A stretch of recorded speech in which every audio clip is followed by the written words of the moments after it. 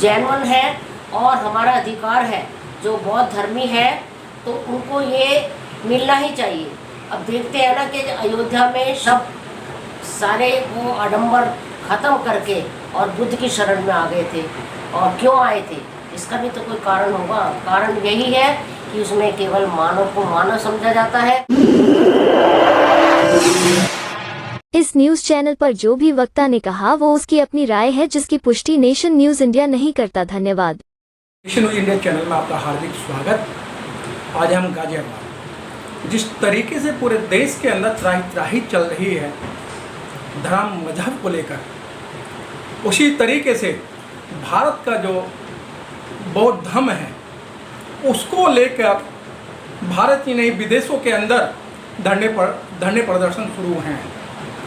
जो Buddhist country हैं, जो बौद्ध मानकर उन्होंने अपनी तरक्की का काम किया है, और जहाँ गौतम बुद्ध पैदा हुए, सिद्धार्थ गौतम पैदा हुए, उसी देश के अंदर बौद्ध धर्म लुप्त होता जा रहा है। इसी चर्चा में हमारे साथ समाज सेविका, शिक्षिका, जिन्होंने बड़े पैमाने पर समाज का काम किया है और समाज का दर्द है कि हम समाज को आगे कैसे बढ़ाएं, उन सबको लेकर आज चर्चा में है। हमारे बीच में शारदा सिंह जी। शारदा सिंह जी, आपका नेशन न्यूज इंडिया चैनल में आपका धन्यवाद, अभिनंदन, स्वागत है। धन्यवाद मनोज जी।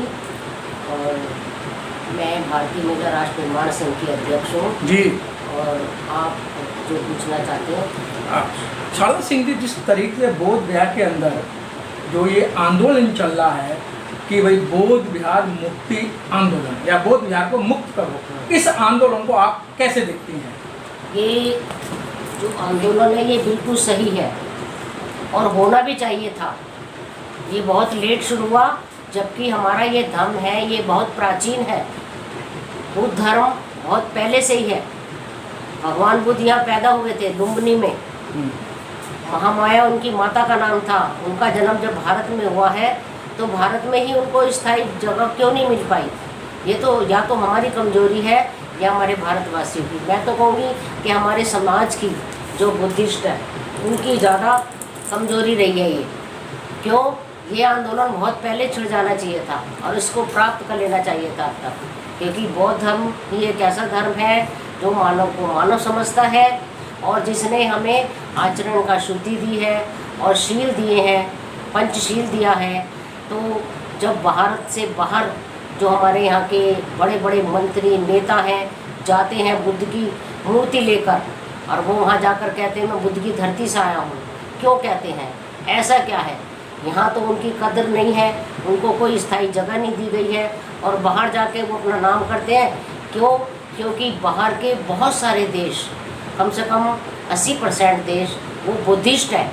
उनको लगता है कि कहीं ऐसा ना हो कि हमें कोई बाहर हमारी कोई मान्यता ना हो और हमारा देश पीछे जाए, और वो वहाँ उनका इस्तेमाल करते हैं। मैं तो कहूँ ये इस्तेमाल ही है जो वो कहते हैं। उनके अंदर कुछ और है, वो दर्द नहीं है। वो हमारे जो बुद्धिस्ट अपने समाज के जो लोग हैं वही अपने अंदर पैदा कर सकते हैं, वही इस आंदोलन को और अधिक बढ़ाकर, क्योंकि सब ने अपने धर्म का बलिदान दिया है। ऐसा नहीं है, सब ने कुर्बानी दी है और तभी कुछ हासिल होता है। मरना तो वैसे भी है सब, पर यह है कि अपने लिए कुछ कर जाए, अपने समाज के लिए, अपने धर्म के लिए कुछ कर जाएंगे हम, तो हमें इसके बदले में फिर देखो भारतवर्ष में भी एक बहुत अच्छा भारत मिलेगा सबको। ऐसा नहीं है कि हमारे समाज को ही मिलेगा। बुद्ध धर्म एक बहुत ही पवित्र और शीलमय धर्म है और भगवान बुद्ध ने, बाबा साहब थे डॉक्टर B.R. अम्बेडकर, जिन्होंने समाज में इतना कुछ दिया, पूरे भारत को सब कुछ दिया, सब मानसिक, आर्थिक, भौतिक, चारित्रिक सब कुछ दिया संविधान के माध्यम से। और उन्होंने भी बाद में बुद्ध धर्म को ही ग्रहण किया था। वो इतने बड़े महान पुरुष थे जिनका पूरे विश्व में नाम है, विश्व रत्न है वो। उन्होंने भी बौद्ध धर्म को क्यों स्वीकार किया? क्योंकि बौद्ध धर्म है ही ऐसा जिसके अंदर बहुत सारी शिक्षाएं हैं। आदमी के जीवन को सफल बनाने के लिए जो शिक्षाएं हैं वो बौद्ध धर्म में है। शारदा सिंह जी, जिस तरीके से मुसलमानों का मक्का मदीना पे आस्था है, सिखों का आपका स्वर्ण मंदिर पे आस्था है, और अन्य जैसे जैनी हैं उनका जैन धर्म पे आस्था है, तो बौद्धिस्टों की आस्था को ठेस क्यों? बुद्धिस्टों की आस्था, इन्होंने इसको जाति के आधार पे ले लिया है। ये सोचते हैं कि ये धर्म इन जाति का है। वो ऐसी समाज है जो हमारा, वो ज़्यादातर क्योंकि उनका उत्पीड़न जो भी रहा उनके समाज में, उनको जो पीड़ाएं सहन करनी पड़ी है, वो पीड़ाएं सिर्फ बौद्ध धर्म में ही उनको निवारित नज़र आती हैं, उसी में उनका निवारण है। ये लोग क्या सोचते हैं कि ये धर्म तो इन्हीं का ही है, शेड्यूल कास्टों का, एससी का है, पर ऐसा नहीं है। वो क्यों उधर गए? क्योंकि उन्हें बाकी धर्मों में वो मान सम्मान नहीं मिला, ऊंच नीच भेदभाव मिला और लताड़ना मिली। आज भी स्थिति बहुत ख़राब है, गाँव में भी, बहुत सारे शहरों में भी पढ़ने लिखने के बावजूद भी स्थिति खराब है। वो केवल बौद्ध धर्म से ही दूर की जा सकती है। ये बौद्ध धर्म ही ऐसा है जो वैज्ञानिक दृष्टिकोण पर आधारित है। इसमें सब कुछ विज्ञान है, इसमें कोई खर्चा नहीं है, ना इसमें कोई आडंबर है, ना उसमें कोई दिखावा है, ना कोई भ्रम है, ना कोई डर है। सब कुछ सीधा सिंपल ट्रांसपेरेंट है जो दिखाई देता है।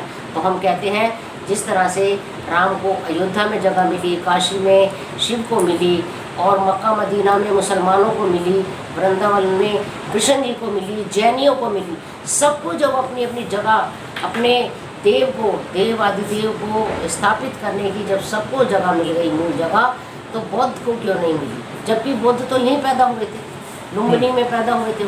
नेपाल की तराई में जो स्थान है हम देख कर आए अभी, बहुत अच्छी जगह है और वहाँ इतना शांत वातावरण है, लगता वहाँ कोई आडंबर नहीं है, ना कोई दिखावा है, ना कोई मूर्ति पूजा है, कुछ नहीं वो करने देते, ना कोई चढ़ावा चढ़ाता है। जैसी तुम्हारी जेब खाली है वैसी तुम्हारी जेब खाली रहेगी। ऐसा नहीं है कि उसमें भर कर गए हैं, वहाँ प्रसाद भरा हुआ है, फूल भरे हुए हैं, या कोई पैसे या फिर कुछ आडंबर की ऐसी चीज़ें माल है भरी, ऐसा कुछ भी नहीं है। शारदा सिंह जी कहा जाता है वहाँ जब उनसे बात होती है, जो वहाँ पंडे बैठे हुए हैं, हाँ। कि भाई जो बीटी एक्ट 1949 है ये हमारी धरोहर है। हाँ। तो क्या मानते हैं कि जब संविधान तो हमारा 26 जनवरी 1950 को लागू हुआ, अच्छा उस समय बाबा साहब ने कह दिया था भाई जो पुराने कानून है आज से वो सारे रद्द होते हैं, तो फिर बीटी एक्ट अब तक लागू क्यों? अब तक लागू क्या? इन्होंने तो सब कुछ अभी तक, इन्होंने तो मनुस्मृति भी आज तक लागू कर रखी है। आप क्या समझते हो कि वो मनुस्मृति खत्म हो गई है? संविधान में हमें सब कुछ ऐसी चीज़ों का नेगलेक्ट है जो बहिष्कृत है, परंतु ये अपने मन से अपने समाज में ऐसी चीज़ें इन्होंने शुरू की हुई है जो ऊंच नीच भेदभाव को बढ़ाती है। मनुष्य को मनुष्य नहीं समझती, ये सोचते हैं कि हम बने हुए हैं, कई कथावाचक बने हुए हैं, वो उलझुल बातें कर रहे हैं, पता नहीं क्या क्या सुना रहे हैं। हमारे बौद्ध धर्म में तो ऐसा कुछ भी नहीं है। बौद्ध धर्म में तो सिर्फ ये है कि भंते जी भी वो अपना आचरण की शुद्धि है उनके अंदर, या वो भी बौद्ध विहारों में जाकर बुद्ध के ही वचन बताते हैं, अपनी तरफ से कुछ नहीं बताते। क्योंकि बुद्ध ने हमें इतना कुछ दिया है धर्म के नाम पर कि हम अगर उन्हीं का स्मरण कर लें, उसी पर चल लें, तो हमें और कहीं जाने की आवश्यकता ही नहीं होगी। इसलिए ये जेन्युइन है और ये ज़रूरी है और ये मिलना ही चाहिए बोध गया में। अच्छा शारदा सिंह जी, ये कब्जा करने का उसे मुक्त क्यों नहीं कर रहे? वो जो पंडा हैं, क्या कारण है इसे मुक्त ना करने का? इसे मुक्त ना करने का कारण ये है कि वो जो गुलाम बना कर रखते हैं ना दूसरे समाजों को, 85% जो लोग हैं जिन्हें वो शूद्र समझते हैं, वो फिर क्या करेंगे? वो भेड़ दक्षिणा को क्यों देंगे? वो तो खुद ही उनका वर्चस्व हो जाएगा। जब वो खुद ही महान बन जाएंगे, वहाँ पर अपने उपदेशों पर ध्यान देंगे, दूसरों को भी ज्ञान का आदान प्रदान करेंगे, तो फिर इनकी कौन सुनेगा? इनके जो मन घड़ंत जो इन्होंने बनाई हुई है बातें, तो उसे नहीं सुनेंगे। वो फिर वो जागरूक हो जाएंगे, अपनी एक जगह पर बैठेंगे, उनको ज्ञान हो जाएगा अपने कि हमारे अंदर क्या, हमारे भगवान बुद्ध क्या दे कर गए हैं, हमारे महान पुरुष, हमारे जो पीछे जितने भी जो महान पुरुष हैं, महान आत्माएं जो भी हैं जिन्होंने कार्य किया है बुद्ध के नाम पर, तो वो जो हमें देकर गए हैं वो उसी का आचरण करेंगे। इनके कहने से कोई नहीं चलेगा, ना तो इनको चढ़ावा मिलेगा, ना इन्हें इनकी बातों में डर पैदा हो जाता है, जो जैसे ऐसा हो जाएगा, तुम ऐसा नहीं करोगे तो ऐसा हो जाएगा, वो सारी बातें इनकी ख़त्म हो जाएंगी। जबकि बाबा साहब ने संविधान में सारी बातें लिखी हैं कि कोई ऐसे आडंबर को मानने की ज़रूरत नहीं है, कोई किसी पे कंप्लेन नहीं करेगा, कोई ज़बरदस्ती नहीं करेगा कि तुम इसी धर्म को मानो। लेकिन शारदा सिंह जी, जब यहाँ से हमारे कथाकथित नेता जब विदेशों के अंदर जाते हैं तो गौतम बुद्ध की सुंदर स्टैचू लेके कहते हैं कि भाई हम बहुत देश से आए हैं, और वहीं से काफ़ी सारा जो चढ़ावा आता है, वो चढ़ावा का जो सेंटर है वो बोध गया है। लेकिन उस पैसे को ना तो बुद्धिस्टों में लगाते, ना समाज के उद्धार में सुधार में लगाते हैं। क्या क्या मामला है ये? मामला ये है, जो फंड जो ये तो हर चीज़ का इस्तेमाल करते हैं, इनको तो इस्तेमाल करने से मतलब है। ये मूर्ति क्यों ले जाए, यहाँ भी तो मूर्तियाँ दिखा दिखा कर पैसे ठगते हैं। ये मंदिरों में तरह तरह की मूर्ति इन्होंने रखी हुई है, सब पैसा कमाने के साधन है। ये सोचते हैं कि जो बाहर के 80% देश हैं वो बौद्धिस्ट कंट्री हैं, वो भी अपने धर्म के नाम पर पैसा देंगे। हर आदमी अपने धर्म के नाम पर पैसा खर्च करता है। क्यों करता है? क्योंकि उसका प्रचार हो, प्रसार हो, उसमें जो आचरण की शुद्धता है, जो प्रतिज्ञा है, वो सारी लोगों में फैले। ये उसे फैलाते नहीं है, उसको तो दबो कर रख देते हैं। जो पैसा उसका इस्तेमाल करते हैं ना, उसका सही इस्तेमाल भारत में नहीं करते हैं इसका। हम वहाँ जाके बड़े शान से कहते हैं हम तो बुद्ध की धरती से आए हैं। क्यों यहाँ पर इतने 33 या 34 करोड़ देवता यहाँ पर है, किसका नाम लेंगे, किसके बुरे बनेंगे? क्योंकि वो डरते हैं धर्म के नाम पर। अब बुद्ध का ये उन्हें पता है कि भाई बुद्ध ऐसे आडंबर वाले तो हैं नहीं, उनके नाम पर पैसा तो कमा लेते हैं बाहर जाकर बुद्धिस्ट कंट्रीज से, और उसका इस्तेमाल उस बेस पे नहीं होता, उनके लिए नहीं होता। तो शारदा जी क्या लगता है, अगर बौद्ध विहारा भक्तों के हाथ में दे दिया जाए, बुद्धिस्टों के हाथ में दे दिया जाए, तो क्या उस परंपरा को लेकर क्या बुद्धिस्ट क्या करेंगे? बुद्धिस्ट क्या करेंगे? जो सच्चे बुद्धिस्ट है वो वास्तव में अब भी काम कर रहे हैं और तब भी करेंगे। वो बुद्धिस्टों को अपने धर्म को उसी तरीके से चलाना पड़ेगा जैसे बड़े बड़े महान पुरुष करेंगे। जैसे हमारे बाबा साहब है, डॉक्टर बी आर अम्बेडकर, उन्होंने जिस तरीके से धर्म में कोई आडंबर नहीं दिखाया उन्होंने, ना कोई ऐसे संविधान में भी नहीं लिखा कि आप इसी धर्म को मानो या इस पे इतना खर्च करो, कोई खर्च नहीं है। बस ये है कि मन की शुद्धता, आचरण की शुद्धता और शील का पालन करो, और जो भी उन्होंने प्रतिज्ञा दी है भगवान बुद्ध की, उन पे अपना आचरण करो जो समय के अनुसार। मैं ये नहीं कह रही कि भाई जो उन्होंने लिख दिया उस समय। लेकिन मैडम आप प्रतिज्ञा करेंगे, आप आराधना या साधना करेंगे तो आपको तो बंद कर दिया जाएगा। नहीं, ऐसा नहीं हो सकता। कोई किसी के धर्म को दबा नहीं सकता, और धर्मनिरपेक्ष राज्य की स्थापना है उसमें संविधान में। कोई किसी भी धर्म को स्पेशल। आप कैसी बात कर रही हैं? अगर आप कल डिक्लेयर करते हैं कि भाई मैं कल बुद्धिस्ट बनना चाह रही हूँ और मैं 22 प्रतिज्ञाओं को मैं धारण करना जा रही हूँ, तो आपके पीछे पुलिस लग जाएगी, आपको बंद कर देगी कि आप जो है मतलब धर्म चेंज कर रहे हैं। नहीं, धर्म चेंज करने पर कोई भी ऐसा दंड नहीं है ये संविधान में। अगर हमें संविधान की पूरी जानकारी होगी तो हम इसे नहीं मानेंगे। वो क्या होता है कि कुछ ऐसी गलतफहमियां हैं, जैसे हमें अपने धर्म का सम्मान भी करना है तो दूसरे के धर्म का भी सम्मान कर सकते हैं हम। कई लोग क्या करते हैं कि जैसे उस समय की परिस्थितियां अलग थी, बाबा साहब ने खुद जिया था उस परिस्थिति को, कदम कदम पर उन्हें इतनी कठिनाइयों का सामना करना पड़ा था, अपमान हुआ था उनको, तिरस्कार बहुत ज़्यादा हुआ था हर तरह से। आज संविधान हमारे हाथ में है, आप जो है उसके तहत चल सकते हो। संविधान। मैडम हम फिर आते हैं अपने बोध गया को लेके। क्या लगता है कि आपके आंदोलन और जिस तरीके से पहले तो बिहार में ही आंदोलन चल रहा था, अब तो उत्तर प्रदेश के बौद्ध बिहार जितने भी हैं सब में आंदोलन कर रहे हैं, और ख़ास तौर से महिलाएं मतलब उन्होंने कमर कस लिए कि हम अपना बौद्ध बिहार खाली करके रहेंगे। हाँ, सही है ना। वो बात यह है कि मनोज जी कि हम सब जगह जब तक कोने कोने में, देश के कोने कोने से आंदोलन शुरू नहीं होगा या उठेगा नहीं, तब तक उसको सही रूप से मान्यता नहीं मिलेगी। क्योंकि जगह जगह हर कोने कोने में भारत के में मनुस्मृति की जो नियम है ना वो गड़े हुए हैं। आपने देखा होगा जहाँ खुदाई होती है वहाँ दूसरे देवी देवताओं की ऊपर से होती है मूर्ति, और अंदर देखो तो बुद्ध निकलते हैं। तो कोने कोने में हमें ये आंदोलन करना पड़ेगा, ये जागरूकता पैदा करनी पड़ेगी। चाहे तुम उसको मानो या ना मानो, मगर अपने धर्म के लिए आपको लड़ना पड़ेगा।